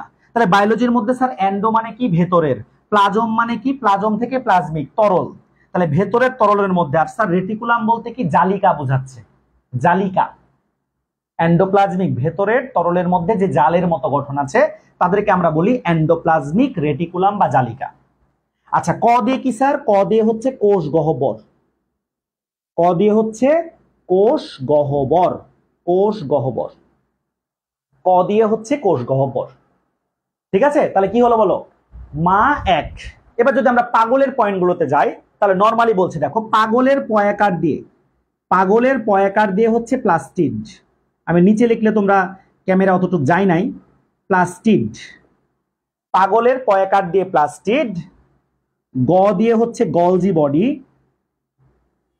গ দিয়ে হচ্ছে গলগি বডি বা গলজি বডি। এবং ল, এই ল দিয়ে হচ্ছে লাইসোজোম। এই ল দিয়ে কি? Lysosome, lysosome. হয়ে গেল ঝিল্লিবদ্ধ সাইটোপ্লাজমীয় অঙ্গাণু। আমাদের এসএসসির বইয়ের মধ্যে যে 6টা আছে আমরা সেই 6টার নাম লিখে দিলাম। যারা এখন প্রথম ক্লাসটা দেখছো খেয়াল করো যে এই একটা ছন্দের মাধ্যমে আমার বইয়ের পৃষ্ঠার মধ্যে কি কি আছে আমি কিন্তু বিষয়গুলো ধরতে পারছি। এবং আমার এই পুরো ছকটাতে আমি আগেই বলে দিচ্ছি, আমার এই পুরো ছকের মধ্যে এই একটা ছক দিয়ে তোমার পাঠ্য বইয়ের, বায়োলজি পাঠ্য বইয়ের, বোর্ড বইয়ের তোমার ধরো 21 নাম্বার পৃষ্ঠা থেকে 28 নাম্বার পৃষ্ঠা পর্যন্ত, 21, 22, 23, 24, 25, 26, 27, 28, এই 28 নাম্বার পৃষ্ঠা পর্যন্ত মূল মূল পড়াগুলো কিন্তু এই ছকে হয়ে যাবে। মানে মেন শব্দগুলো একটা ছকে আমি নিয়ে আসতে পারবো। এই জন্যই বলেছি ছক আকারে পড়বা। তাহলে অলরেডি আমার বইয়ের 22 নাম্বার পৃষ্ঠার শেষ থেকে, 22 নাম্বার পৃষ্ঠার শেষ থেকে তুমি খেয়াল করো, মানে আমার এই জন্য এসএসসির বইটা মুখস্থ সত্যি কথা। তাহলে 22 নাম্বার পৃষ্ঠার শেষ থেকে শুরু করে দেখো একদম 25 নাম্বার পৃষ্ঠা পর্যন্ত এই পার্টগুলোই আছে। 22 নাম্বার পৃষ্ঠার শেষে শুরু হয়েছে মাইটোকন্ড্রিয়া, খেয়াল করো। 23 নাম্বার পৃষ্ঠা ওই মাইটোকন্ড্রিয়া মোটামুটি একটু চলছে। তারপরে শেষের দিকে যে কে আসছে? প্লাস্টিড। একদম শেষে 24 নাম্বার পৃষ্ঠা প্লাস্টিড পুরো দখল করে নিয়েছে।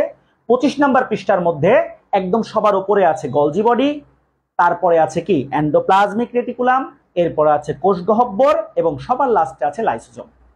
লাইসোজোমের পড়াটা আবার কিছুটা 26 পৃষ্ঠায় চলে গেছে, একটু মিলাই দেখো, দেখো মিলবে। যারা বই নিয়ে বসছো অবশ্যই প্রত্যেকটা পয়েন্ট মিলবে। এখন আসি আমরা যে স্যার ঝিল্লিবিহীন সাইটোপ্লাজম অঙ্গাণু, এই অঙ্গাণুগুলোর কথা শুধুমাত্র 26 নাম্বার পৃষ্ঠাতে আছে, আর কোথাও নাই। তাহলে এখানে কি প্রত্যেক দিয়ে যেটা সেটা আমাদের এসএসসির বইয়ে নাই, আমি তারপরও লিখে দিচ্ছি তোমাদেরকে। প্রত্যেক দিয়ে হচ্ছে প্রোটিওসোম, শব্দটা হচ্ছে প্রোটিওসোম, এটা ইন্টারে উঠলে তোমরা পাবা প্রোটিওসোম, যদিও এত ব্যাখ্যা নাই, জাস্ট মনে রাখতে পারো প্রোটিওসোম। একটা মামার ময়াকার দিয়ে হচ্ছে মাইক্রোটিউবুল, একটা মামার ময়াকার দিয়ে হচ্ছে মাইক্রো মানে খুবই ছোট্ট, হ্যাঁ, টিউবুল মানে টিউবের মতো, নালীর মতো, তাহলে মাইক্রোটিউবুল। অনেকে আমরা বুল বয়জফালা রস্যকার ল লিখতে পারি, অথবা টিউবিউলও লিখতে পারো, টিউবিউল। উল মানে ক্ষুদ্র, বায়োলজির মধ্যে ULE, উল মানে হচ্ছে ক্ষুদ্র, আশা করি ধরতে পারছো। আচ্ছা, তাহলে একটা মা দিয়ে পেলাম মাইক্রোটিউবুল, আর একটা মা দিয়ে স্যার কি পাবো, আর একটা মা দিয়ে পাবা microfilament.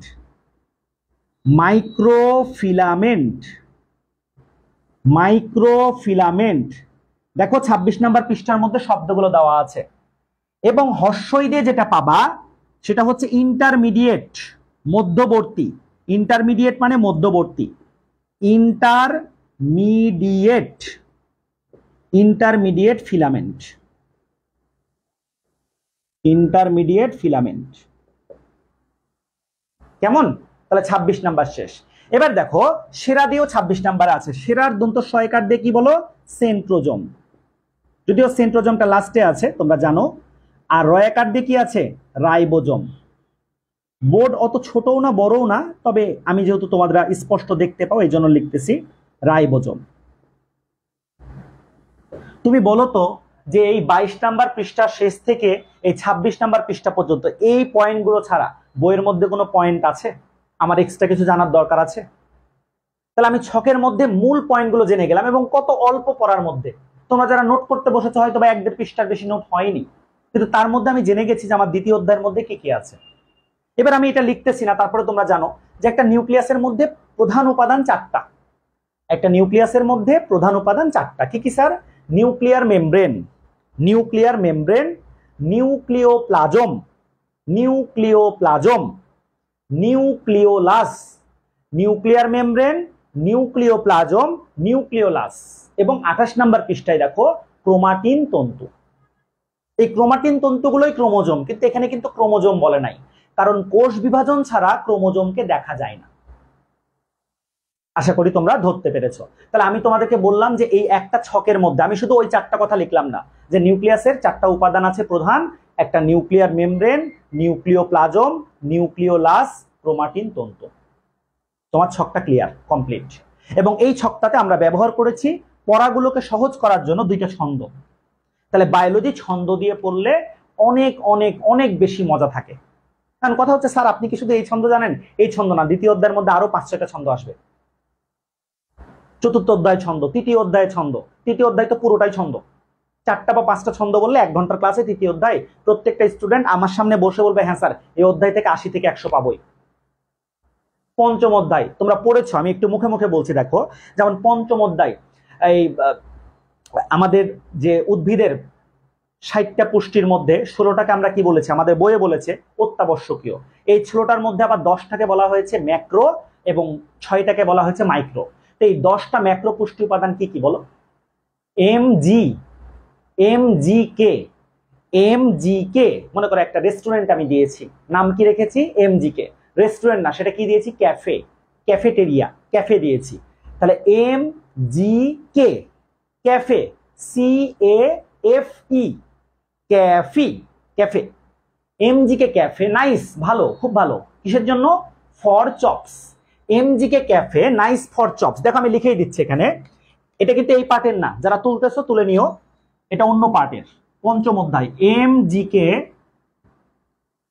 Cafe nice for chops, nice for chops, MGK cafe nice for chops. তাহলে দেখো এখানে তুমি পেয়ে গেছো 10টা। কি কি স্যার? এই দেখো একটা পেয়েছো এমজি। এমজি মানে কি? Magnesium, K potassium, CA calcium, এফি লৌহ, এখানে শুধু এন, এনে কি বলো? নাইট্রোজেন। এই যে লাস্টের চপসের প্রত্যেকটা অক্ষর এক একটা, সি দিয়ে carbon, hydrogen, oxygen, phosphorus, sulphur. MGK cafe nice for chops. আচ্ছা এখন স্যার ওই যে বাকি যে 6টা আছে, এই 6টা আবার আমি আমার মতো করে বলি। এটা কিন্তু আমার নিজস্ব তৈরি না, এটা আমি যখন পড়েছি ওই টিচারের কাছ থেকে শিখেছি, হয়তো বা ওই স্যার অন্য কারো কাছ থেকে শিখেছি। এটা অনেক পুরনো একটা ছন্দ। তাহলে ওইটার ক্ষেত্রে আমি কি পড়াই? যে ম্যাম বোধ হয় তামাক টানে, ম্যাম বোধ হয় কি টানে? তামাক টানে। তাহলে ম্যামের দেখো ময়জফলা আকার, ময়জফলা আকার দিয়ে কিন্তু তুমি এখানে ম্যাগনেসিয়াম বলেছো, তাহলে ওইটাকে আবার মাইক্রোমৌল হবে? কখনোই হবে না। তাহলে ময়জফলা আকার দিয়ে কি হয়? ম্যাঙ্গানিজ। ম দিয়ে কি হয়? ম্যামের ম দিয়ে মলিবডেনাম। বোধ বলো, বকার দিয়ে কি হয়? বকার, বোরন। দ দিয়ে কি হয়? দ, দাঁতের দ, দস্তা। ঠিক আছে, 4টা শিখে গেলাম। ম্যান বোধ, হয়টা মিলানোর জন্য বলেছি। তামা বলো, তামা মানে কি? কপার। তামাক, কতে কি স্যার? ক্লোরিন। আর টানে টানে মনে না রাখলেও চলবে। তাহলে ম্যাম বোধহয় তামাক টানে দিয়ে কিন্তু 6টা হয়ে গেছে। কি কি? ম্যাঙ্গানিজ, তারপরে কি? মলিবডেনাম, বোরন, জিঙ্ক, জিঙ্ককে আমরা দস্তা বলি আর কি, দস্তা জিঙ্ক। তারপরে কি? কপার এবং ক্লোরিন। এই তো বইয়ের মধ্যে এগুলো আছে, মিলাই দেখো। এছাড়া তুমি পরিপাক অধ্যায়ে গেলে পরিপাক পাঠটা তো পুরোটাই, পরিপাক পাঠটা আমার ইউটিউবে, যদিও সেটা ইন্টারের জন্য, কিন্তু তোমাদেরও যথেষ্ট কাজে লাগবে। পরিপাক এবং শোষণ ইউটিউবের মধ্যে দেখবা প্লেলিস্ট দেওয়া আছে, সেখানে শুধু লেকচার 2টা পড়লে, ইন্টারের একটা বড় অধ্যায় সেটা, শুধু লেকচার 2 পড়লে 10% হয়ে যায়। 10% শুধু লেকচার 2 পড়লে চলবে। তো এইভাবে করেই তোমরা শিখবা, এবং এই জন্য আমি বলেছি যে ছক বা ছন্দ দিয়ে পড়লে আরো হয়। তাহলে স্যার দ্বিতীয় অধ্যায় শেষ করতে কয়টা ছক লাগবে? দ্বিতীয় অধ্যায় শেষ করতে আমার মতে তোমরা যদি 3টা ছক পড়ো, 3টা ছক, জাস্ট 3টা ছক করে পড়বা। একটা কোষের ছক, একটা উদ্ভিদ টিস্যুর ছক, একটা প্রাণী টিস্যুর ছক। তোমার এই অধ্যায় 3 পৃষ্ঠার ছকে মূল মূল পয়েন্ট চলে আসবে। ক্লিয়ার সবাই? একটু কমেন্ট করো, আমি অনেকক্ষণ তো কথা বললাম, একটু দেখি তোমরা বুঝছো কিনা। সবাই ক্লিয়ার কিনা একটু দেখ, বলো।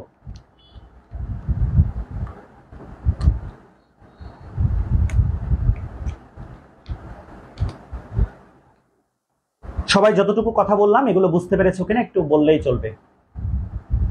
আর দেখো আমাদের তো, তোমাদের অনেক স্টুডেন্ট হয়তো বা ওরা পেজের লিঙ্ক পায় নাই, বা অনেকে আছে গ্রুপে রিকোয়েস্ট দিয়েছে, ওখান থেকে অ্যাপ্রুভ করতে পারি নাই।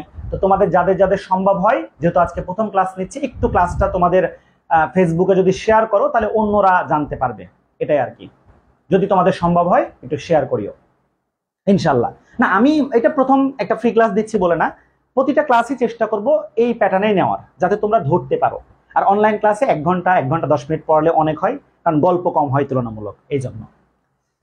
আচ্ছা আমি তাহলে মুছে ফেলি। তাহলে আমি দেখো টোটাল 7টা পয়েন্ট বলেছি, তার মধ্যে আমি 2টা পয়েন্টের ব্যাখ্যা দিয়ে ফেললাম। মানে 2টা পয়েন্ট শুধু কথাই না, কাজে যে প্রয়োগ হয় সেটা আমি বুঝাই দিয়েছি। এখন আমি যদি তোমাদের সামনাসামনি থাকতাম, তাহলে তোমাদেরকে এবার বলতাম যে তোমরা কোন একটা অধ্যায়ের নাম বলো, দেখো সে অধ্যায় আমি ছক আকারে পড়াইতে পারি কিনা। তার মানে প্রতিটা অধ্যায়ে এরকম ছক বানাই ফেলবো। যেমন তোমরা দেখেছো যে রয়্যাল গাইড বা এখন বর্তমানে লেকচার থেকে অন্যগুলো তৈরি করছে, রয়্যাল আগে তৈরি করছে, প্রত্যেকটা অধ্যায়ের শুরুতে দেখবা একটা কনসেপ্ট ম্যাপ দেওয়া থাকে, একটা করে কি দেওয়া থাকে? কনসেপ্ট ম্যাপ, মানে অধ্যায়ের মধ্যে কোন কোন কনসেপ্ট গুলো আছে। তা আমার ছকটা হচ্ছে ওই ধরনের কনসেপ্ট ম্যাপ, তোমাকে অনেক সহজ করবে ইনশাল্লাহ। আচ্ছা তাহলে আমরা এই পার্টটা পড়লাম বা শেষ করলাম বলা যায়। এবার আসো ছক ছন্দ তো গেল, ছক ছন্দ শেষ। তাহলে এখন আমরা কি পড়বো এরপরে? ছক ছন্দের পরে স্যার আমরা কি শিখবো? ছক ছন্দের পরে আমরা আরেকটা পয়েন্ট বলেছি, সেটা হচ্ছে কি, যে 4 নাম্বার পয়েন্টে যেটা বলেছিলাম, আমি 1 নাম্বারটাকে পরে বলতেছি। তাহলে এটা আমরা শেষ করলাম 2 আর 3, 2 এবং 3 এই 2টা পয়েন্ট শেষ করলাম। এখন 4 নাম্বার পয়েন্টে আমরা যেটা বলেছিলাম সেটা হচ্ছে পার্থক্য। সেটা কি স্যার? পার্থক্য। তোমাদের যাদের সামনে, সবাই এখন আশা করি বাসাতেই আছো, রুমের মধ্যে আছো, যদি কোনো ঘড়ি থাকে সামনে, বা ফোনে তো ক্লাস করছো, ফোনের উপরে দেখো ঘড়ি আছে, টাইমটা দেখতে পাবা, স্ক্রল করলে দেখতে পাবা। তাহলে এই টাইমটা দেখে আমি তোমাকে সময় নিচ্ছি তোমার কাছ থেকে সর্বোচ্চ 4 মিনিট, কারণ আমি লিখবো এই জন্য সময় বেশি। এমনিতে আমি যদি তোমাদের সামনাসামনি থাকতাম 2 মিনিট নিতাম। 4 মিনিটে আমরা একটা 4 মার্কের পার্থক্য শিখবো এখন ক্লাসে। 4 মিনিটে 4 মার্কের একটা পার্থক্য শিখবো। স্যার কি সেই পার্থক্য? দেখো, এই অধ্যায় যখন আমরা শুরু করছি তখন আমরা দুইটা জিনিস পাবো। কি কি পাবো স্যার? একটা পাবো হচ্ছে উদ্ভিদ কোষ এবং আরেকটা পাবো হচ্ছে প্রাণী কোষ। একটা পাবো কি উদ্ভিদ কোষ এবং আরেকটা পাবো কি প্রাণী কোষ। উদ্ভিদ কোষ এবং প্রাণী কোষের মধ্যে পার্থক্য লিখো। দেখো স্যার, এটা কি আসে পরীক্ষাতে? তুমি গাইড থাকলে খুলে দেখো। শিক্ষক ক্লাসে 2 ধরনের কোষ নিয়ে আলোচনা করলেন, একটা পেঁয়াজের কোষ, অপরটি মানুষের গালের কোষ। উদ্দীপকের আলোচিত 2টি কোষের মধ্যে পার্থক্য লিখো, প্রশ্ন আসতে পারে। আর একটা প্রশ্ন আমি দেখেছিলাম গাইডগুলোর মধ্যে, যে শিক্ষক ক্লাসে 2 ধরনের কোষ অনুবীক্ষণ যন্ত্র দিয়ে পর্যবেক্ষণ করতে দিলেন ছাত্রদেরকে। তারা একটি কোষের মধ্যে বড় একটি গহ্বর পেল, কিন্তু অপর কোষের মধ্যে সেটি পেল না। তার মানে বড় গহ্বর দ্বারা কি বুঝাইছে বলো? কোষ গহ্বর। আর যেটা পায় নাই সেটা হচ্ছে কি প্রাণী কোষ। তাহলে এবার দেখো, তোমরা সময়টাকে কাউন্ট করো এখন থেকে। আমি তো শুধু লিখেছি, এখনো বলা শুরু করি নাই। এখন থেকে 4 মিনিট কাউন্ট করো, বরাবর 4 মিনিট। এই পড়াটা তোমরা শিখবা। তাহলে দেখো পয়েন্ট কি কি, পয়েন্টগুলো মনে রাখলে চলবে। 10টা পয়েন্ট আমি শিখাবো। সবার প্রথমে দেখো আমি কি লিখতেছি, যে কোষ প্রাচীর। তাহলে 1 নম্বরে তোমরা যে পয়েন্টটা সবাই মনে রাখার চেষ্টা করো, কোষ প্রাচীর। কোষ প্রাচীর। সেকেন্ডে মনে রাখো কোষ গহ্বর। কোষ প্রাচীর, কোষ গহ্বর। 3 নাম্বার প্লাস্টিড। কোষ প্রাচীর, কোষ গহ্বর, প্লাস্টিড। 4 নাম্বার আন্তঃকোষীয়, আন্তঃকোষীয় ফাঁকা। আন্তঃকোষীয় ফাঁকা উচ্চারণ করো সবাই। কোষ প্রাচীর, কোষ গহ্বর, প্লাস্টিড, আন্তঃকোষীয় ফাঁকা। কোষ প্রাচীর, কোষ গহ্বর, প্লাস্টিড, আন্তঃকোষীয় ফাঁকা। আবার উচ্চারণ করো, কোষ প্রাচীর, কোষ গহ্বর, প্লাস্টিড, আন্তঃকোষীয় ফাঁকা। এবার পরের দিকে যাচ্ছি। দেখো পরের দিকে গেলে স্যার কি পাবো? দেখো আমি অন্য কালার দিয়ে লিখতেছি। এবার আমি লিখতেছি, দেখো centrosome. Centrosome. Centriole. Centriole. Golgi body. Golgi body. এবং লাস্টে লিখলাম মাইক্রোভিলাই। একটু আগে তোমাদেরকে বললাম যে কোষ ঝিল্লির ভাঁজকে কি বলা হয়? মাইক্রোভিলাই। বিশ্বাস করো, এই 8টা শব্দকে যদি একটু মনে রাখতে পারো, এই মুহূর্তে তোমরা 8টা পার্থক্য শিখে গেছো। তাহলে নীল কালিতে যেগুলো লিখেছি সেগুলো উদ্ভিদ কোষে আছে, প্রাণীতে নাই। লাল কালিতে যেগুলো লিখেছি প্রাণীতে আছে, উদ্ভিদে নাই। সবাই খেয়াল করো, যেগুলো নীল কালার দিয়ে লিখলাম উদ্ভিদে আছে, প্রাণীতে নাই। যেগুলো লাল কালার দিয়ে লিখেছি প্রাণীতে আছে, উদ্ভিদে নাই। কিন্তু একটা গন্ডগোল আছে। বলো গন্ডগোলের প্রথম অক্ষর কি? গ। গন্ডগোলের প্রথম অক্ষর কি? গ। দেখো 2টা জায়গায় গ দিয়ে আমি একটা পয়েন্ট লিখেছি। নীল কালার দিয়ে একটা লিখেছি গহ্বর, লাল কালার দিয়ে একটা লিখেছি গলজি বডি। তার মানে এই জায়গায় আমরা এভাবে লিখব যে উদ্ভিদ কোষে কোষ গহ্বর থাকে, আকারে বড়। প্রাণী কোষে থাকে না, থাকলেও ছোট। মানে কিন্তু আছে, বুঝতে পারছো কিনা? মানে তুমি তো পার্থক্য যখন খাতায় লিখবা, গুছিয়ে লিখবা না সুন্দর করে, তখন তো আর আমার 8টা পয়েন্ট শুধু হ্যাঁ না লিখলে তো হবে না।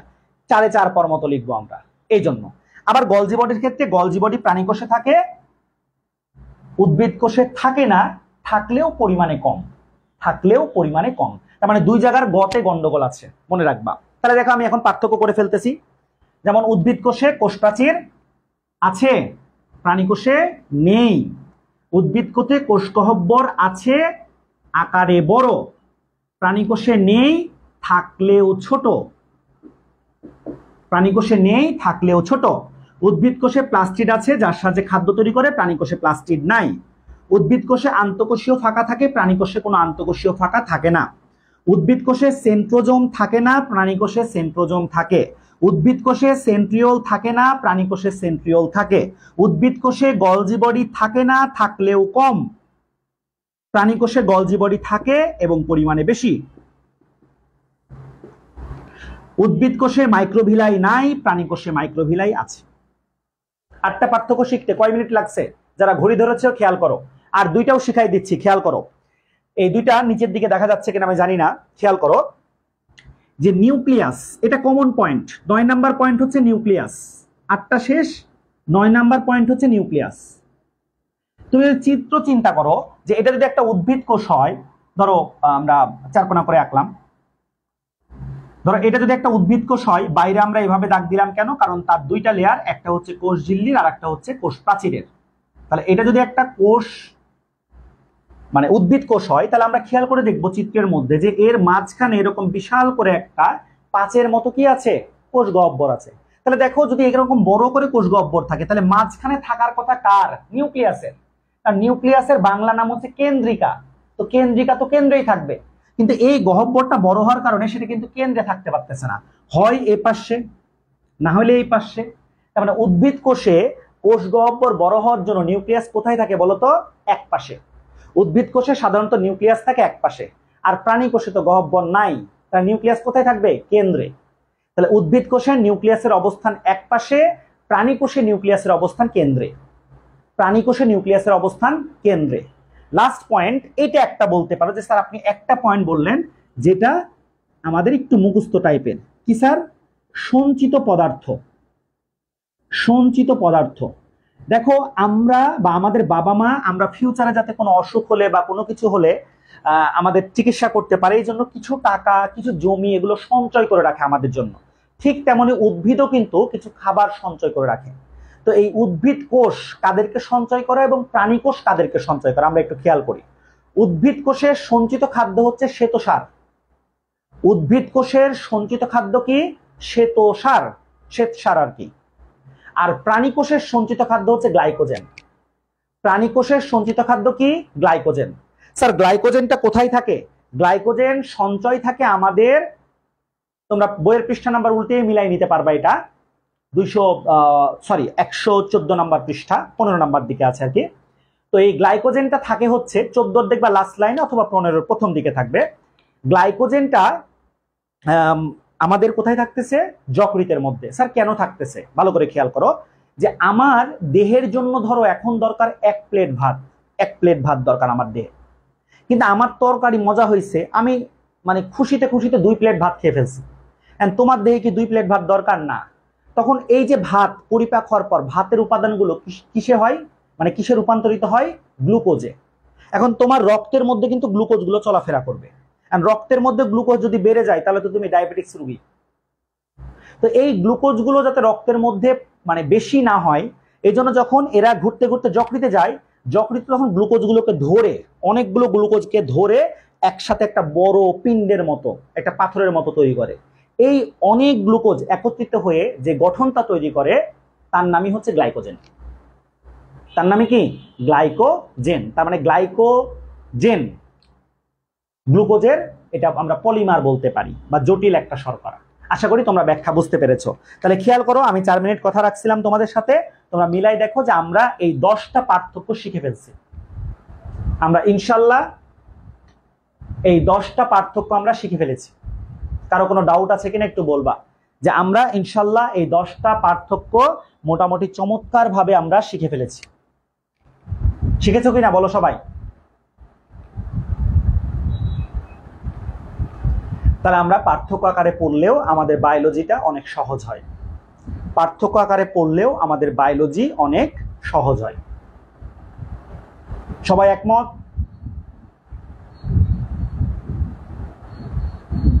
আশা করি প্রত্যেককেই তোমরা এই পার্টটা ধরতে পেরেছো এবং বুঝতে পেরেছো।